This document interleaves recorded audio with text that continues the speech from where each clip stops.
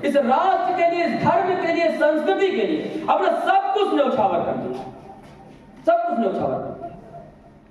तब ये राष्ट्र बचा है, तब ये हिंदू संस्कृति बची है। और इसी संस्कृति को नष्ट करने के लिए कुछ राष्ट्र विरोधी फिर से कमर कस चुके हैं। ये वह धरती है, ये उस संस्कृति के रूप में हम सब लोग यहां बैठे हैं जिस संस्कृति को अक्षुण्ण बनाए रखने के लिए गुरुपुत्रों में कोई 13 साल का रहे, कोई 6 साल के रहे, कोई 9 साल के रहे, जिनके लिए इतिहासकारों ने लिखा 4 मुए तो क्या मुए, जीवित कई हजार। वो जो कई हजार हैं उनमें कुछ हजार, कुछ सैकड़े, कुछ दहाई हमारे सामने बैठी, इसके लिए उन्होंने बलिदान किया। और इतिहासकारों ने लिखा कहीं पर्वत झुके भी हैं, कहीं दरिया रुके भी हैं, नहीं झुकती जवानी है, नहीं रुकती रवानी है। गुरु गोविंद के बच्चे उम्र में थे अगर अच्छे, मगर थे सिंह के बच्चे धर्म ईमान के सच्चे। गरज कर बोल उठे थे, सिंह मुख खोल उठे थे, नहीं हम झुक नहीं सकते, नहीं हम रुक नहीं सकते, हमें निज देश प्यारा है, हमें निज धर्म प्यारा है।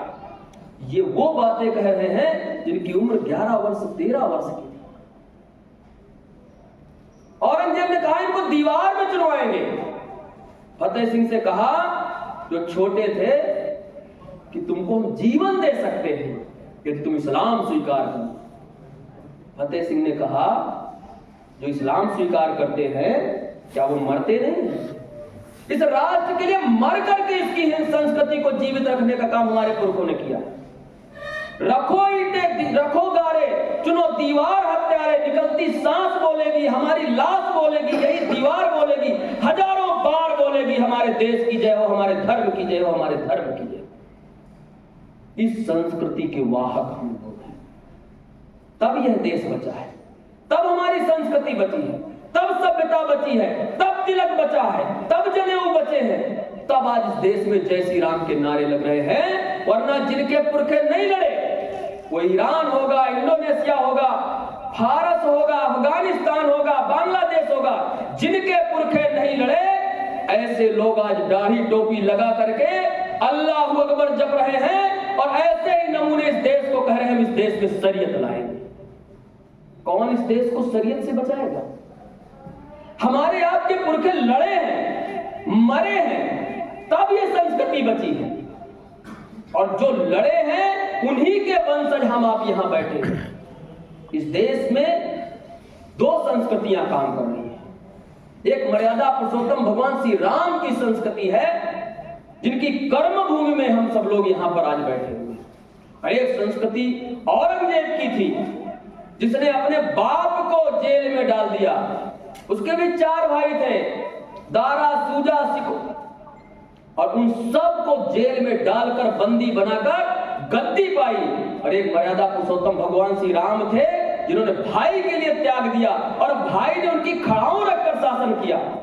दुनिया में शांति किससे आएगी? औरंगजेब की संस्कृति से आएगी क्या? आज वही नौटंकी कह रहे हैं हम इस देश की जय नहीं बोलेंगे। ये देश हमारा है, ये बताने का समय आ गया है, और ये काम हमारे आपके हिस्से में है। आज बांग्लादेश के हालात किसी से छिपे नहीं है, सब लोग सोशल मीडिया में आए दिन आप सब देख रहे हैं। दोषी कौन है? और बांग्लादेश इस्लामी राष्ट्र नहीं है, ये ध्यान रखिए। बांग्लादेश हो या पाकिस्तान हो, ये वो देश है जो मुसलमानों ने जनसंख्या के आधार पर हमसे आपसे छीना है। छीनी गई संस्कृति आज शरीयत के आधार पर इस्लामी राष्ट्र बनने जा रही है। पाकिस्तान आपका इस्लामी कंट्री है, बांग्लादेश भी इस्लामी कंट्री हो गया। और अपने देश में जो तथाकथित, जब इस देश में बंटवारा हुआ, बंटवारा किसी ने नहीं मांगा था, लेकिन उस समय के मुसलमानों ने यह कहा था, वो यह कहा था कि हम इस देश में हिंदुओं के साथ नहीं रह सकते। क्यों नहीं रह सकते? इसलिए नहीं रह सकते क्योंकि हमको वंदे मातरम कहने में आपत्ति। क्यों नहीं रह सकते? क्योंकि हमको गाय खानी है। क्यों नहीं रह सकते?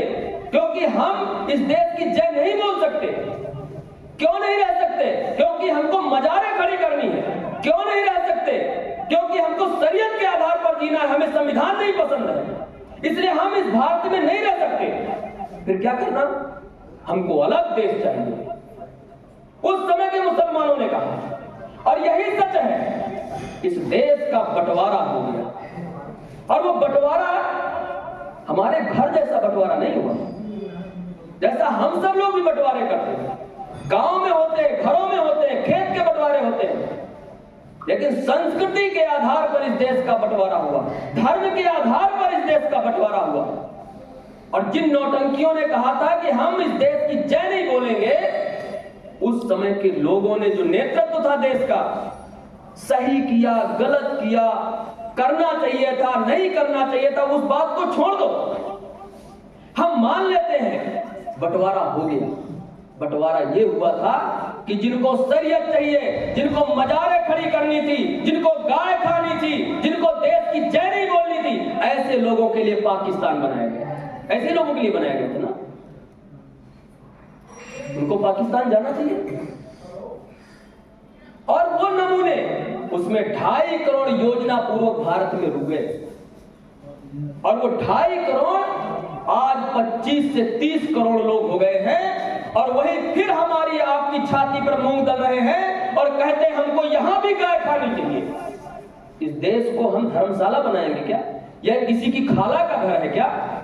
यह भारत विशुद्ध रूप से केवल और केवल हिंदू राष्ट्र है, यह बताने के लिए विश्व सभाओं के आयोजन हो रहे हैं। यही हिंदू राष्ट्र है। पूरी दुनिया में दोस्तों, आपके लिए, हिंदुओं के लिए कोई देश नहीं बचा।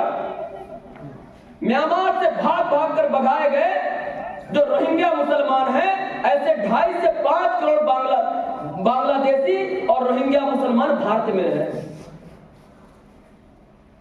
और अघोषित 25 करोड़ मुसलमान इस देश में हो गया।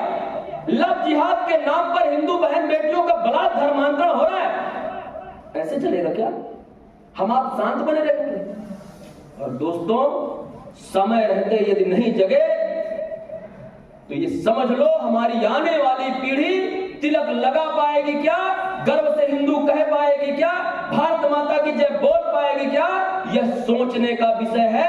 अभी हम लड़ सकते हैं, यह कहने में कोई संकोच नहीं है। जो राष्ट्र के विरोध में होगा, जो धर्म के विरोध में होगा, उसके खिलाफ युद्ध करेंगे। यह बताने के लिए शरीयत नहीं लाने देंगे सौर सभाओं के आगे। इसके लिए सौर सभाओं, हम सौर के वंशज हैं। हमारे पुरखे लड़े होंगे, बाबर से लड़े, चंगेज से लड़े, अब्दाली से लड़े, नादिर शाह से लड़े, तैमूर से लड़े, ऐसे असंख्य बर्बर आक्रमणकारियों से लड़े। और जिनके पुरखे नहीं लड़े, वही आज शरीयत के आधार पर जी रहे हैं। हमारे पुरखे योद्धा थे, लड़ करके भी अपनी संस्कृति और धर्म को बचाए हैं। आगे भी इन नमूनों से अपने राष्ट्र को, धर्म को बचाने के लिए सौर सभाओं के आगे लड़ना पड़ेगा। कैसा भारत छोड़ के जाओगे? कौन इसकी चिंता करेगा? और इस गफलत में मत रहो, इस गफलत में मत रहो कि हम बहुत ताकतवर हैं। आप ताकतवर नहीं हैं। एक कसाई के यहां, एक छोटा सा दृष्टांत बताता हूं मैं। एक कसाई के यहां एक पिंजड़ा लेके आया। उस कसाई के घर में एक चूहा रहता था, उस कसाई के घर में एक कबूतर था, एक मुर्गा रहता था, एक बकरा रहता था। कसाई की पत्नी पिंजड़ा लेके आई। चूहे ने देखा, चूहा भाग करके कबूतर के पास गया। उसने बताया, घर में पिंजड़ा आ गया है, सावधान हो जाओ। कबूतर ने कहा, इससे मेरा क्या ले लेना, पिंजड़े में साले तू फंसेगा। चूहा भाग करके मुर्गे को यह बात बताई जा करके, मुर्गे भैया घर में पिंजड़ा आ गया है, सावधान हो जाओ। मुर्गे ने भी उसका मजाक उड़ाया। भागकर उसने बात बकरे को बताई जाती और उसको कहा, घर में पिंजड़ा आ गया है, सतर्क हो रहना, सावधान रहना, बच के रहना। उसने भी उसका मजाक उड़ाया। चूहा जंगल की तरफ भाग गया। रात में उसी पिंजड़े में एक सांप घुस गया। सांप की खड़बड़ाहट से कसाई की पत्नी को लगा चूहा फंस गया। नीचे पूंछ थी, उसने पूंछ पकड़ी, सांप ने पलट के काट लिया। अफरा तफरी मच गई।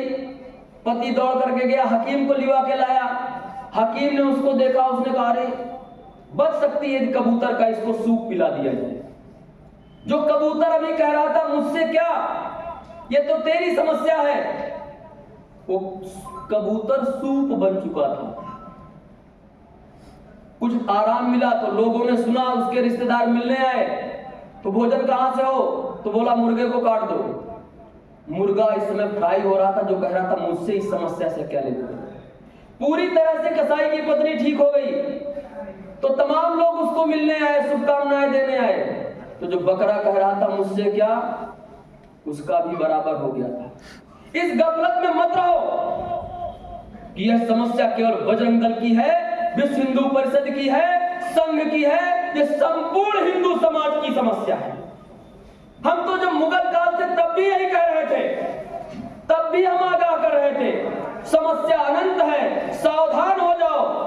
तो लोगों को लगा इस संघ की समस्या होगी, यह भाजपा की समस्या होगी, यह राष्ट्रीय स्वयंसेवक संघ की समस्या है, यह बजरंग दल वाले इस तरह की बातें करते हैं। पश्चिम बंगाल में क्या हो रहा है हम पहले से बता रहे हैं, जम्मू कश्मीर में क्या हुआ ये हम पहले से बता रहे थे, तमिलनाडु में क्या हो रहा है हम पहले से बता रहे थे, हम आगे फिर बता रहे हैं। आज के 20 साल बाद इस देश में जो जनसंख्या जिहाद के नाम पर भौगोलिक परिस्थितियां बदली जा रही हैं, सर हर घर को संघर्ष की स्थिति में खड़ा होना है। और जो संघर्ष नहीं करेगा, रात में जिहादी भीड़ आपके दरवाजे पर चढ़ाई करेगी, आप उस समय सेवा में सविनय निवेदन का प्रार्थना पत्र लिखोगे। योगी जी बचाएंगे आपको, मोदी जी बचाएंगे, अरे कोई नहीं बचाएगा। सेना थी, प्रशासन था, कोर्टें थी, और कश्मीर घाटी में अनाथ की तरह हिंदू काटा गया, मारा गया। आज तक उनको निर्वासित जीवन जीना पड़ रहा है। बहन बेटियों के स्तनों पर अल्लाह अकबर लिखा गया, जांग में पाकिस्तान जिंदाबाद के नारे लिखे गए। ये स्वतंत्र भारत में हम सब लोगों को जलालत झेलनी पड़ी। कारण यही था कि हमने शौर्य को अपना भुला दिया। राष्ट्र के लिए लड़ना, धर्म के लिए मरना, ये हमारे पुरखे सिखा गए हैं, और ऐसे पुरखों के हम वंशज हैं कि राष्ट्र के लिए किसी भी हद तक जाने के लिए हम आगे बढ़ेंगे। इसके लिए शौर्य सभाओं की आयोजन। बांग्लादेश में क्या हो रहा है, एक एक बहन के साथ में कितने लोग बलात्कार कर रहे हैं। हमारी शौर्य की परंपरा रही है, हम अनाथ की तरह पिट रहे हैं। सबक सिखाने का समय आ गया है। यदि आप चाहते हो कि आज के 20 साल बाद हमारी पीढ़ी भी तिलक लगा सके, गर्व के साथ हिंदू कह सके, मंदिरों में जा सके, तो निश्चित रूप से अपने शौर्य को पहचानना है। और वो शौर्य ही ये तय करेगा कि हम कौन हैं और इस देश में किसका है। हैदराबाद में एक नमूना है, वो कहता है 15 मिनट के लिए पुलिस हटा लो। बहुत पहले कहा था, अब वो याद कराता है। प्रक्रिया में हमने कुछ किया क्या? संसद भवन में फिलिस्तीन जिंदाबाद के नारे लगाते हैं, और भारत माता की जय के नारे में उनका मजहब खतरे में आता है। यह कौन तय करेगा? यह देश इसी तरह किसी की खाला का है क्या? यह हमको आपको अपने हिस्से का भारत बनाने का समय आ गया है। इसलिए सजग होना पड़ेगा, सशक्त होना पड़ेगा, और राष्ट्र धर्म के लिए कुछ भी कर गुजरने का साहस भी दिखाना पड़ेगा। वक्त की तकदीर स्याही से लिखी जाती नहीं, खून में कलमे डुबोने का जमाना आ गया। वक्त की तकदीर स्याही से लिखी जाती नहीं, खून में कलमे डुबोने का जमाना आ गया। बदतमीजी कर रहे हैं आज फिर मुल्ले वतन में, हिंदुओं आंधी उठाने का जमाना आ गया, हिंदुओं आंधी उठाने का जमाना। जय श्री राम, जय श्री राम, जय जय श्री राम, जय श्री राम। हमारे पास कोई देश नहीं बचा है। हम सब लोग शक्ति के उपासक हैं। 9 दिन में नवरात्रि में हम लोग माता दुर्गा की उपासना करते हैं। उनके हाथ में प्रेशर कुकर नहीं है, उनके हाथ में चिमटा नहीं है, माता के हाथ में खड्ग है, चक्र है, भाला है, और जिस माता के हाथ में शस्त्र नहीं है वो हमारी दुर्गा मां नहीं है। हम उनके वंशज इस धरती पाएंगे कि संकल्प शक्ति की उपासना के रूप में लेना है, यह लेना पड़ेगा। यह हम ही आप कर सकते हैं। एक बहुत सीधा सा फंडा आप लोगों को बता के बात पूरी करें। आप समझिए, नरेटिव समझिए क्या चल रहा है। होली का यदि रंग किसी जिहादी पर पड़ जाता है तो क्या होता है? दंगा हो जाता है ना। क्यों हो जाता है? कि कलर हम नहीं खेलते, गुलाल नहीं खेलते, गुलाल हमारे बच्चे पर पड़ गया, बिटिया पर पड़ गया तो हमारा मजहब खतरे में आ गया। तो फिर गुलाल क्यों बेचते हो? गुलाल बेचते हैं। जय श्री राम बोलने में खतरे में धर्म आ जाता है और जय श्री राम के नाम से होटल खोलते हैं। जय श्री राम के नाम से खतरे में आ जाते हैं और जय श्री राम की फोटो बेचते हैं। दीपावली में पटाखे बेचते हैं, लेकिन पटाखों के शोर से धर्म खतरे में आता है। कौन ठीक करेगा? ये देश में चल क्या रहा है? हमारे आपके पुरखे ये धाती सौंप के गए हैं जिसमें कहा जाता है सर्वे भवन्तु सुखिनः सर्वे सन्तु निरामया सर्वे भद्राणि पश्यन्तु मा कश्चित् दुःखम्। सभी सुखी हो, सभी निरोगी हो, सबके कल्याण की बात करने वाला हिंदू तब बचेगा जब हिंदू शक्तिशाली होगा, तभी तो बचेगा। और यदि शक्तिशाली नहीं होगा तो कैसे बचेगा? यदि ये संस्कृति बचानी है, ये सभ्यता बचानी है तो अपने आप की हिस्से की लड़ाई सबको लड़नी है। पश्चिम बंगाल नहीं जाना आपको लड़ने, कश्मीर नहीं जाना है, बांग्लादेश नहीं जाना है, लेकिन चित्रकूट की समस्या होगी, उसका समाधान करने के लिए आप सबको खड़े होना पड़ेगा। हमारे तो भगवान का जन्म ही जेल में हुआ है।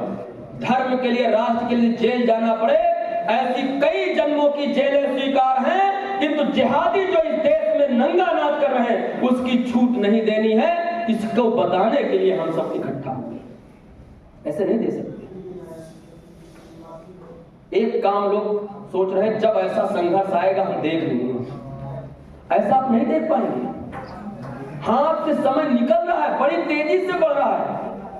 एक मेढक के अंदर जंप करने की बड़ी शक्ति होती है, मेढक बहुत अच्छे से जंप कर लेता है, लेकिन मेढक के अंदर एक गुण और होता है, वो होता है सहिष्णुता का, वो होता है किसी भी तापमान में अपने आप को एडजस्ट करने का। एक खौलते हुए जल में स्टोव लीजिए, उसमें जल रखिए और मेढक उसमें डाल दीजिए। आप स्टोव जला दीजिए, पानी गर्म होना शुरू हो जाएगा। मेढक को लगेगा कि गर्मी ज्यादा लग रही है, मैं उछल जाऊं, लेकिन उसके अंदर एक गुण और होता है कि हम इस तापमान के साथ अपने टेम्परेचर को, अपने शरीर को एडजस्ट कर लेते हैं। वो फिर कर लेता है, गर्म पानी और खौलना शुरू होता है, वो और एडजस्ट करता है, अंत में पानी खौलने लगता है। अब मेढक को लगता है मेरी जान चली जाएगी, अब वो उस खौलते पानी से भागना चाहता है। दोस्तों, जब वो ऐसा चाहता है फिर वो उछलना चाहता है, फिर उछल नहीं पाता है क्योंकि पूरी ऊर्जा उसकी निकल गई उस पानी से एडजस्ट करने। हिंदू के सामने भी यही स्थिति है। हमारे पुरखे शौर्यवान थे, हमारे पुरखे बहादुर थे, राष्ट्र के प्रति समर्पित थे, देश के लिए मर मिटने का सामर्थ्य था। ये सारी बातें सही हैं, लेकिन ये जो एडजस्ट करने की चीजें हैं, वो एडजस्ट करने की चीजें हमको आपको कमजोर कर रही हैं। और जब आप चाहोगे दरवाजे पे उन्मादी भीड़ आएगी, जब आप चाहोगे कि हम लड़ें, तो आपकी जो ऊर्जा खर्च हो चुकी है फिर आप लड़ भी नहीं। किसी को मारना नहीं है, किसी के धर्म के खिलाफ नहीं है, लेकिन जो देश के खिलाफ है उसके खिलाफ हम सब हैं, ये बताने के लिए भी हमको आपको आगे आना पड़ेगा। हम हर मस्जिद में मंदिर नहीं ढूंढ रहे हैं। राम जन्मभूमि हमने मुक्त कराई है और किसी के रहमो करम पे नहीं हुई है। राम जन्मभूमि 550-492 साल लग गए इसको, उसका भव्य रूप प्रदान करने में, तो किसी पर एहसान नहीं है। हर उस मस्जिद से हमको समस्या है जो मंदिर तोड़कर बनाई गई है, और उस मंदिर को वापस लेने के लिए हम पुरजोर तैयारी करने के लिए काम करें। ऐसे थोड़ी चलेगा, ऐसे नहीं चलेगा। इसको ठीक करने के लिए हमको आपको आगे आना पड़ेगा। ये जो चिन्ना के वंशज हैं, इनके दिमाग में फिर से नया फितूर है। कई तबलीगी जमात के नेताओं ने कहना शुरू कर दिया है कि भाई आपको गाय खाने से हमारी आपत्ति है तो हमारा देश अलग कर दो। फिर से ये बात कह रहे हैं जिन जिनके दिल में जिन्ना है इनको फटकार जरूरी है। यह जिन्नावादी सोच नहीं, बंटवारे वाली साजिश है। इन मुल्लाओं की आंखों में एक नए मुल्क की ख्वाहिश है और जिन जिनके दिल में जिन्ना है इनको फटकार जरूरी है। कर डालो इनका बहिष्कार, ये भी उपचार जरूरी है। जय जय श्री राम, जय श्री राम, जय श्री राम। बहुत साधारण सा फार्मूला हर हिंदू कर सकता है, बहुत सहजता से कर सकता है। क्या करना है? आर्थिक बहिष्कार करो। गुलाल आपसे लेते हैं, गुलाल आपको बेचते हैं और गुलाल पड़ जाए तो आपसे लड़ते हैं। राम के नाम पर चित्र बेचते हैं, होटल खोलते हैं और जैसी राम बोलने को कह दो तो मजहब खतरे में आ जाता है। इसलिए इनका आर्थिक बहिष्कार करो। सहजता से इनका आर्थिक तंत्र टूट जाएगा।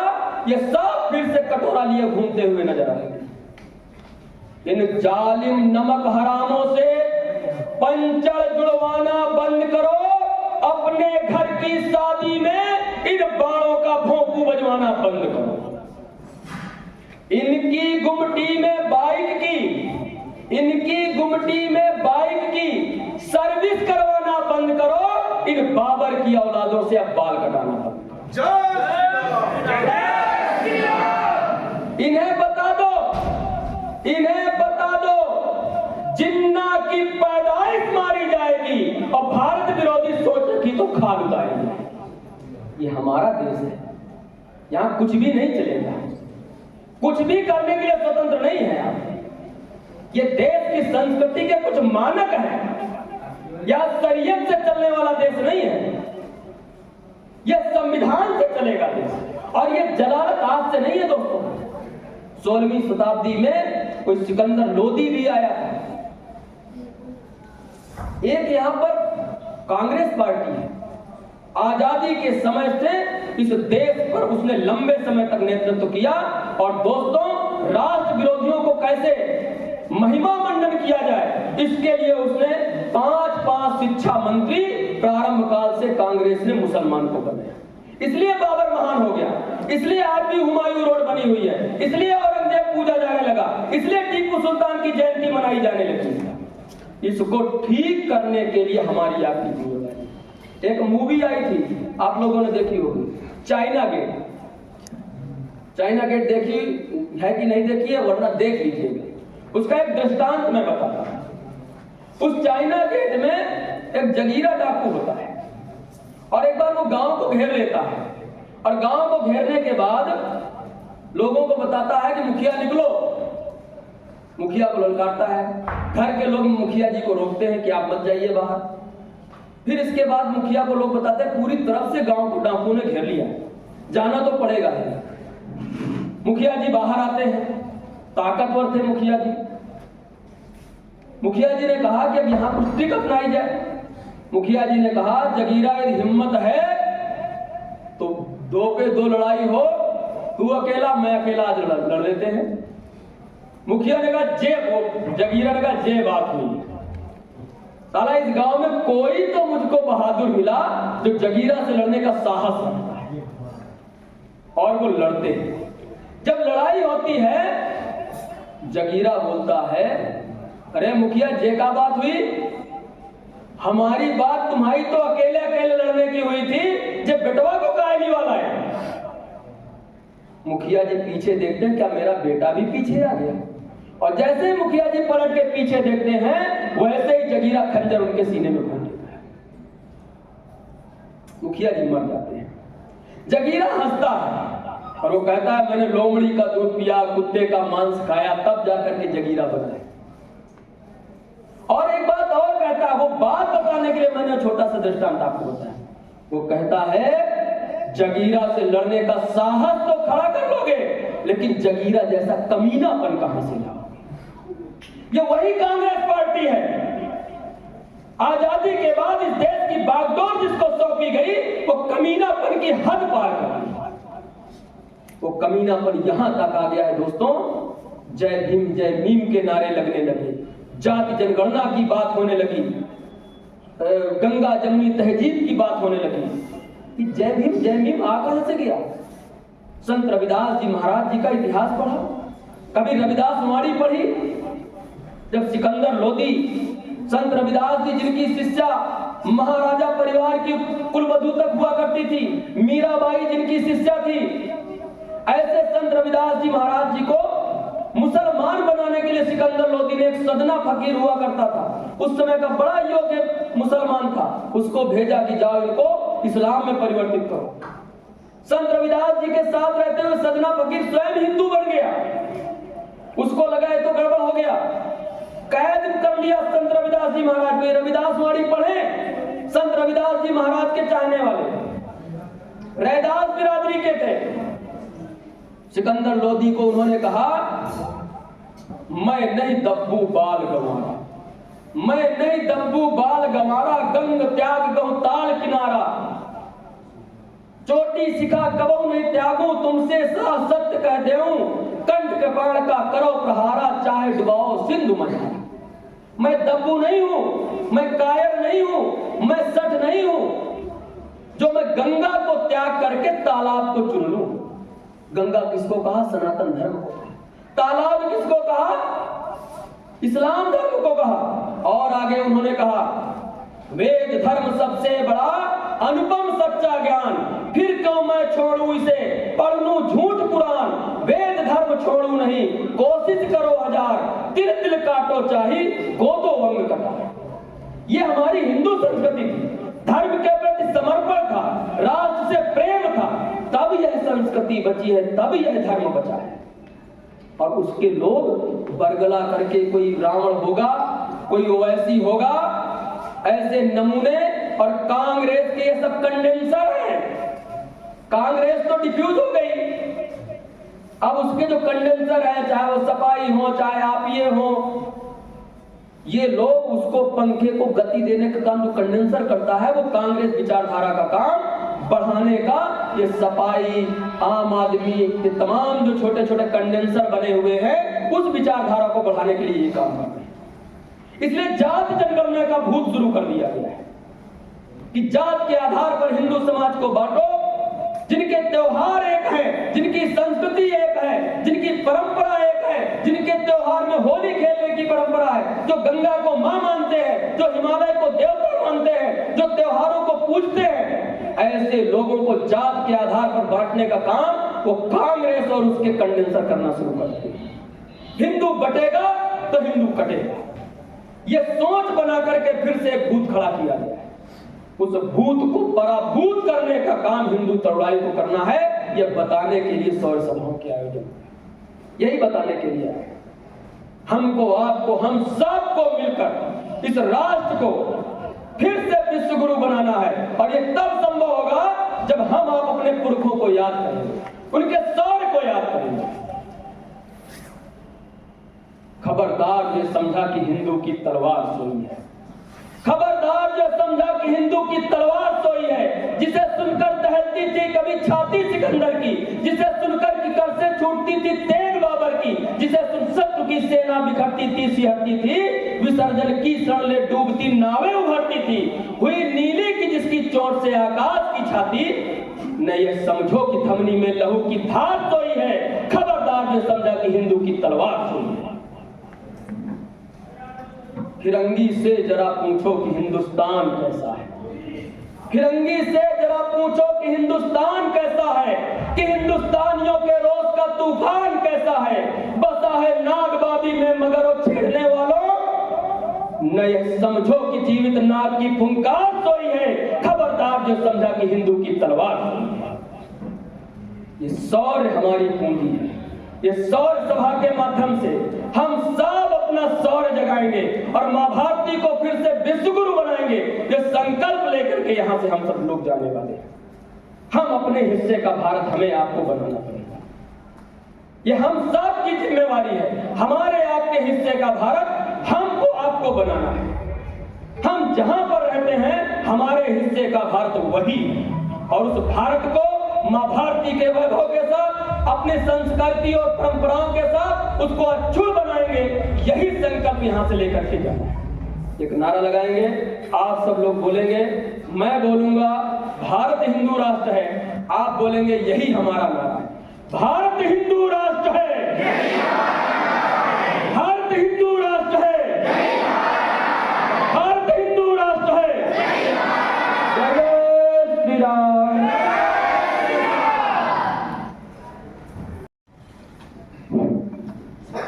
अभी जैसा मैंने आपको बताया था, अभी आज भी भाई साहब पूरे फॉर्म में नहीं थे, नहीं तो लगता है कि छत उखड़ जाएगी। मैंने आपके एक आध ओजस्वी भाषण जो सुने हैं, सुनने के बाद भी अगर हमारा आपका खून नहीं खौलता तो हम लोग नपुंसक हैं। मैं तो ये कहूंगा, हिंदू तनाई देख रहा हूं, मैं कहना नहीं चाहिए, मुझको बड़े अफसोस के साथ ये कहना पड़ रहा है। हमारे जितने नवयुवक बैठे हैं, थोड़ा देर में उनका फोन आ जाता है, आज अगर वो 10 मिनट बात नहीं करेंगे तो प्रधानमंत्री नहीं बन पाएंगे। अरे भाइयों, इतनी दूर से चल करके कोई आ करके आपको जगाने के लिए आया है, इसके बाद भी आपको सुनने में पता नहीं क्या परहेज है। ये केवल दिखावा कर रहे हैं, कोई इससे महत्वपूर्ण व्यक्ति नहीं है। मैं कहता हूँ स्विच ऑफ कर लीजिए ना 10-20 मिनट के, स्विच ऑफ नहीं कर सकते, उनको बात करना बहुत आवश्यक है, दिखाना है उनको कि मैं महत्वपूर्ण व्यक्ति हूँ, मेरे फोन आ रहे हैं। तो चलिए, जो लोग भी आए, मैं कुछ नाम ऐसे हैं जो आपका नाम लेना भूल गया था। हमारे सबसे हमारे बीजेपी के अंकित पांडे जी हैं, वो भी हमारे जिले में बहुत सक्रिय रूप से हिंदुत्व के लिए कार्य करते हैं। हमारे प्रियांशु जी हैं, आप जिलाध्यक्ष हैं, विश्व हिंदू महासंघ के जिलाध्यक्ष हैं। इधर हमारे तिवारी जी हैं, कोई से आए हुए हैं। आप हमारे माननीय अभी कुछ लोग आए हैं। मैं सभी लोगों का दिल से, जो आप लोगों ने अमूल्य समय दिया, इसके लिए बहुत बहुत आभार प्रदर्शन करता हूं और आशा करता हूं कि इसी तरह से आप हमारे कार्यक्रम को समय देंगे और आपके ही सहयोग से हम लोग कोई कार्यक्रम कर सकते हैं। अकेले हम 10-20 लोग, संगठन के लोग कोई कार्यक्रम नहीं कर सकते जब तक जनमानस हमारे साथ नहीं रहेगा। इसलिए मैं सभी लोगों से बार बार आग्रह करता हूं कि आप लोग भी जाकर के अपने इष्ट मित्रों से, अपने जितने भी लोग हैं, उनको ये बताने की कोशिश करें कि जब भी विश्व हिंदू परिषद बजरंग दल के कोई कार्यक्रम ऐसे होते हैं तो उसमें थोड़ा बहुत आप लोगों की भी जिम्मेदारी, जैसे सूचना होती है, कम से कम एक व्यक्ति 5 आदमी को लेके आए, तो अगर 10 लोग आ पाएंगे तो 50 हो जाएंगे। और जब जनसंख्या दिखेगी, जनमानस दिखेगा, तभी कार्यक्रम का महत्व है। मैं फिर भी आप लोगों का बहुत बहुत आभारी हूँ कि आप लोगों ने अपना अमूल्य समय दिया। बस इन्हीं शब्दों के साथ मैं अपनी वाणी को विराम दूंगा। एक बार मैं सब लोग जयकारा लगाएंगे, बोलिए जय जय श्री राम, जय श्री राम, जय जय श्री राम। एक बार दोनों हाथ उठा करके दिखे और लगे कि यहाँ आसपास के इलाके में ये लगे कि यहाँ आज विश्व हिंदू परिषद बजरंग दल का कार्यक्रम हो रहा है। दोनों हाथ उठाएंगे सभी लोग, पहले दोनों हाथ उठाइए। ये जय जय श्री राम, जय जय श्री राम, जय जय श्री राम। मेरे नौजवान शेरों, बहुत आनंद आया। इसी तरह ऊर्जा आप लोग लेंगे।